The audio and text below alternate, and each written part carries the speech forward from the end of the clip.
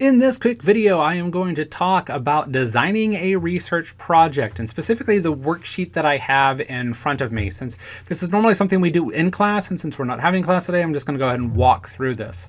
So the very first thing I want you to answer, as you can see right here, is, well, what is your basic question? In other words, what is it that you want to find out when your project is done? So for example, maybe you're wanting to look at the relationship between workplace friendships and workplace bullying. So that could be a simple sentence. And so that's just the first thing is, what is your guiding idea? What is it that you're really wanting to learn? And of course, this is going to help us sometimes flesh out what exactly it is that we're going to do. The next thing I want you to ask is, and that is, what kind of research study are you actually considering doing? Is it going to be a qualitative interpretive? Is it a rhetorical critical study? Or is it a quantitative scientific? Or is it going to be some kind of mixed methods? Any of these is appropriate. As I always say, they all have their pluses and minuses. For example, when it comes to qualitative research, if you're doing a lot of interviews or focus groups, you're going to have recordings, which means you're going to have a lot of transcription work that you're going to have to do. If you're doing a lot of rhetorical critical work, you're going to have a lot of really heavy theory research that you're going to be doing. And that is going to be one of those things that is a little bit more complicated because a lot of the literature is a little bit more complicated. And of course, there's quantitative scientific. The big thing there with a lot of people is they get scared by the statistics. Of course, as I always say, stats is my thing. I'm going to be there whether you're doing a qualitative interpretive, rhetorical critical, or a quantitative scientific. You're not going to be left doing this on your own. I'll help you with all of it.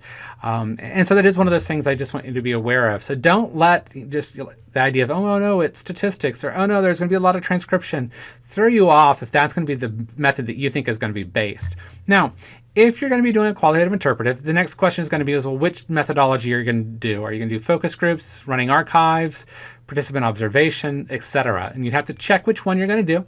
And then you're going to explain, why do you think that method is appropriate? So I just wanted to have a better idea about, okay, so this is what you're interested in, and so this is why you actually think this is the best tool to use. Next, if you're going to be a rhetorical critical. So notice, if you're interpretive, qualitative, this is what you're filling out right here. If you're rhetorical critical, then you're going to do this next section. If you're rhetorical critical, what is the act or artifact or set of artifacts that you plan on analyzing? That's one of the very first questions you have to ask is, once you have a research question, well, what is it that you're going to analyze? For example, maybe you're going to be looking at so we're going to do a feminist criticism of sexual harassment policies on websites. Okay, so we have a general idea. We know that we're going to do the feminist criticism, which would be the next thing. And so what would our artifacts be? Well, you're going to try to find sexual harassment policies that exist on websites. So maybe you're going to limit that only to corporate Fortune 500. And so you're going to go through and look at all the Fortune 500 websites and see what they actually say about sexual harassment. And so those would be the actual artifacts that you plan on studying. In reality, chances are you're not going to be looking at acts, because acts are, those things that happen live, and that's not generally something that we are able to do very easily. So then, of course, once you know what your acts are, of course, along with that is, well, which method of rhetorical criticism do you plan on using? Again, I've discussed all of these in a previous video, so you can go back and review that if you're not sure what those are. And again, an explanation. Why do you think using, let's say, feminist criticism to examine those websites is the most appropriate way of doing that? And just want to make you think through that. From there, we got, if you're quantitative scientific, which method are you going to use? And of course, there's a little bit more going on here just by the nature of it. First is, of course, all the stuff that could go along if you're going to be doing surveys. Are you going to do mass administer? So you're just going to give it out to everyone. Is it going to be a web-based survey? Are you doing it in person? Is it mediated, again, over the line? Is it micro level, meaning are you looking at little things like interpersonal interactions, or macro level, like looking at how organizations as giant entities function? Probably, if you're doing quantitative, you're probably doing micro level. That tends to be the most common. If you're using pre-existing data, is it personally collected? Is it from a government agency? Other types of records that exist? Is it going to be blind? And this is, again, one of those things that becomes important, especially if you're doing an experiment, which, again, we'll talk more about in a second. But if you are, you have to go, well, what type are you doing? And again, so these last two questions kind of are about experimentation, which leads you to this next, which is, what type of experimental design are you actually going to be doing? And again, if you're not sure what those are, I'll be more than happy to help you. And of course, an explanation. Why do you think this method is the best for answering your question? There are a few more questions here by the nature of it. And that is if you're doing a certain setting. The next question is where are you going to be doing that? This is also true if you're doing focus groups. So what is the setting going to be? So now we're getting into some more general questions on whether if you're doing qualitative interpretive or you're doing social scientific quantitative. These aren't going to be as important if you're doing a critical rhetorical because you're dealing with artifacts, not people. Which, along with people, is who are your participants going to be? Do they have specific characteristics? For example, a study that was done in this class a number of years ago was specifically looking at people who worked in the theater community down in New York City. And so everyone who participated in that study had to work in the theater community. That's a very specific population. It just happened to be that one of my students had access to that through her father, and so that's how she decided to go about doing that specific study. And so that was specific characteristics. If you don't have them, you may just be anyone who's over the age of 18. And next, how are you going to select and acquire your participants? One of the things you got to be careful of in this class is we are dealing with organizational communication research. As such, we are dealing with predominantly adults, not college students. So let's say that you're going to be doing a study looking at, again, going back to workplace friendship and bullying. We're not going to be using college students. We want to be able to find adults that have these types of experiences who have a little bit more of a career under them because they're more likely to have experience and be able to respond to some of these questions in a more meaningful manner. So that is one of the first things you got to think about when designing any of your studies is that we're not dealing with college samples here. We are dealing with larger organizations and larger, not necessarily corporate, they can be nonprofit, but we are dealing with more of those post-college type participants. The next thing is, are you going to need a letter of consent? If it's an experimental, it may need one. It kind of depends on the type of consent. We'll get more into that in a couple weeks when we start having you fill out your Human Research Ethics Board protocol if you're doing something with humans. If you're doing interpretive qualitative or if you're doing social scientific quantitative, the nature of those, you will have to fill out a protocol form to get approval for those studies. Next is some specific questions about artifacts. And this is like, do the artifacts possess specific characteristics, a certain medium type? Like, for again, the example we were using earlier was websites. So they were all coming from websites. So if yes, yeah, explain it. How are you going to select or acquire them? The example I used a few minutes ago is we were going to use Fortune 500. So that's limiting our frame of where we're getting our artifacts. And then, of course, how would you get them? You're going to go to their websites and search. Again, how do you plan on analyzing them? That kind of goes back to your rhetorical method. The next one is more a specific thing for quantitative or even qualitative interpretive, and that is, do you have specific variables that you're going to be looking at? Oftentimes, this one goes along with your mental measures, so those two kind of link together. And then lastly, we have hypotheses and research questions. What are your general hypotheses and research questions?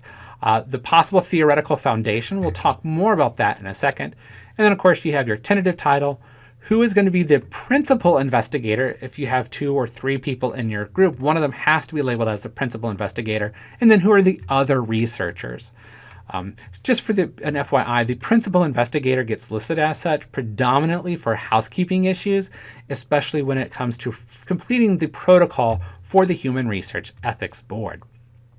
So one of the things that you are asked here is, what is your theoretical foundation? Now, if you are doing a critical or rhetorical, the thing that you have to realize is those inherently have built-in theoretical traditions. So if I come back up here and we talk about neo-Aristotelian criticism or feminist criticism or genre criticism or cluster, all of those actually have theoretical bases. So you don't need an additional theoretical basis if you're doing a critical, but it is going to be a huge part of your study. If you're not, one of the things we always want to look at is specific theories. And so what I've gone ahead and done here is I have a sheet here. It has a bunch of different communication theories. It's not exhaustive by any stretch of the imagination, but it kind of gives you a whole range. And so I'm going to kind of just give you the general ideas. First thing is more about self and messages. It's more intrapersonal.